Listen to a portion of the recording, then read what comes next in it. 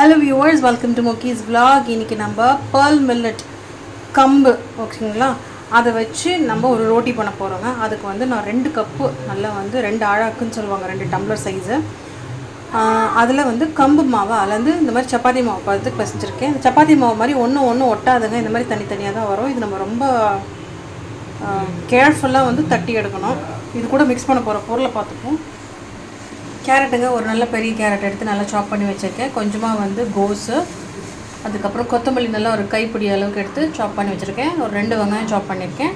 4லேருந்து அந்த 5 பச்சை மிளகா உங்கள் காரத்துக்கு ஏற்ற மாதிரி போட்டுக்கோங்க. இது எல்லாத்தையும் இங்கே நான் பொடி பொடியாக கட் பண்ணி வச்சுருக்கேங்க. இதை எடுத்து அப்படியே வந்து இதில் போட்டு மிக்ஸ் பண்ண போகிறோம். இதில் நான் சால்ட் ஆல்ரெடி ஆட் பண்ணிட்டேன். இப்போ நம்ம பார்த்த இன்க்ரீடியன்ஸ்லாம் மாவோட மிக்ஸ் பண்ணியிருக்கேங்க. இது கூட பார்த்திங்கன்னா ப்ளெயின் சில்லி 1 ஸ்பூனும், கொரியாண்டர் பவுடர் பார்த்துருக்கீங்களா, தனியாவோட பவுடர், அதோட 1 ஸ்பூனும் போட்டிருக்கேன். எல்லாத்தையும் சேர்த்து நல்லா மிக்ஸ் கொடுத்துருவோங்க. இது கூட மிக்ஸிங்க்கு முன்னாடி 1 கப்பு தயிர் நல்லா ஆட் பண்ணிப்போங்க.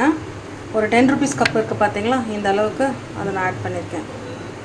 இப்போ பார்த்திங்கன்னா நம்ம பார்த்த இன்க்ரீடியன்ஸ் எல்லாம் ஒன்று சேர்த்து இந்த மாதிரி மிக்ஸ் பண்ணி வச்சுருக்கோங்க. இதை வந்து நல்லா வந்து தவா எடுத்துகிட்டு பொறுமையாக தட்டி நல்லா கொஞ்சம் நின்று வேக விடணும். 1 நிமிஷத்துலேருந்து 2 நிமிஷம் வரைக்கும் ஒரு பக்கமாக வேக விட்டு எடுத்தால் நம்ம தோசை ரெடி ஆகிடுங்க. அந்த ப்ராசஸ் பார்ப்போம். நம்ம மிக்ஸ் பண்ணி வச்சுருக்க பேட்டருங்க நல்லா வந்து தவா வந்து சூடு இல்லாமல் நம்ம சுட வைக்காமல் நல்லா போட்டு இந்த மாதிரி தட்டிட்டு அப்புறமா தவா ஆன் பண்ணுங்கள்.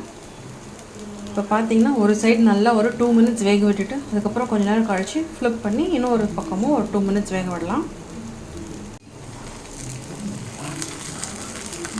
ஃப்ளிப் விட்டுங்க, பொறுமையாக அழகாக போட்டு இந்த மாதிரி திருப்பி நல்லா கொஞ்சம் ப்ரௌன் ஆகிற வரைக்கும் வேக விடுங்க.